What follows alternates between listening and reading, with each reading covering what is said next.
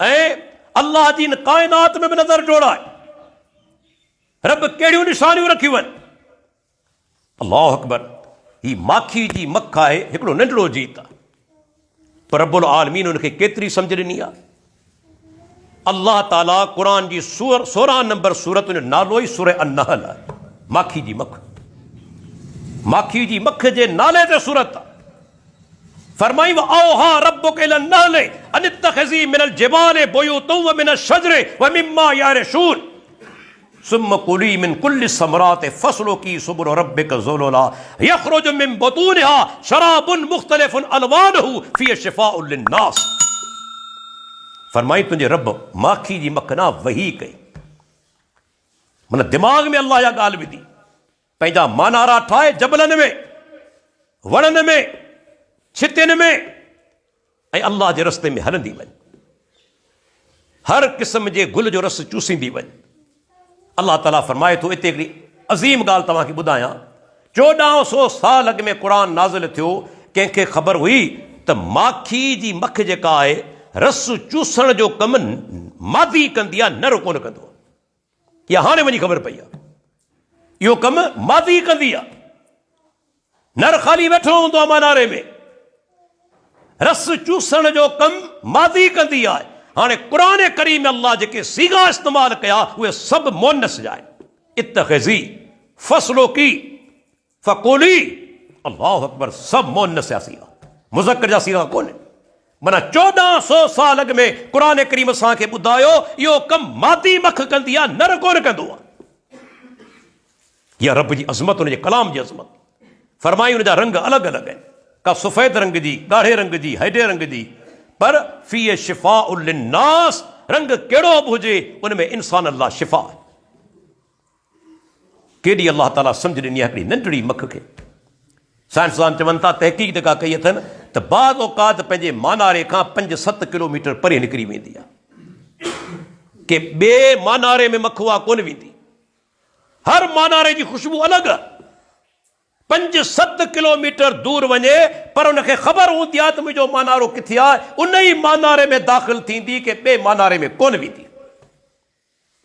ही नंढड़े जीत खे सम्झ कंहिं ॾिनी, इहो अक़ल उनखे कंहिं ॾिनो? अल्लाह खां सवाइ को आहे?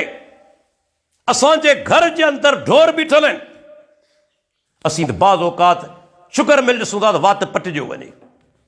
अदा हेॾो वॾो कारखानो, अल्लाह जा बाना तुंहिंजे घर में ई कारखाना मौजूदु आहिनि, पर छा आहे त जेका शइ इंसान रोज़ ॾिसंदो आहे उनजी अज़मत उनजे दिमाग़ में कोन वेहंदी आहे। यादि रखो, कॾहिं कॾहिं जेका शइ ॾिसंदो आहे त उहा दिमाग़ में वेही रहंदी आहे, जेका शइ रोज़ ॾिसे उनजी अज़मत घणो करे दिमाग़ में कोन वेहंदी आहे।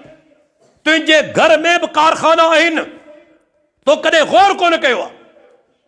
ही बकरी बीठल आहे, ढगी बीठल आहे, मेह बीठल आहे।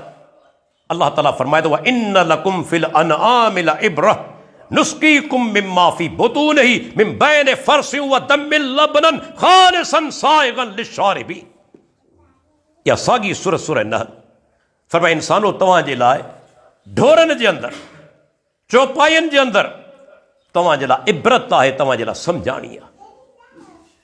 अल्लाह ताला फरमाए थो, इन में बि तव्हांजे लाइ सम्झाणी आहे। कॾहिं सोचियो, बहितरीन शयूं तव्हीं वापराईंदा आहियो। कणिक केरु खाईंदो आहे? तव्हीं। बोह कंहिंजे साम्हूं चलाईंदा आहियो? जानवरनि खे ॾींदा आहियो।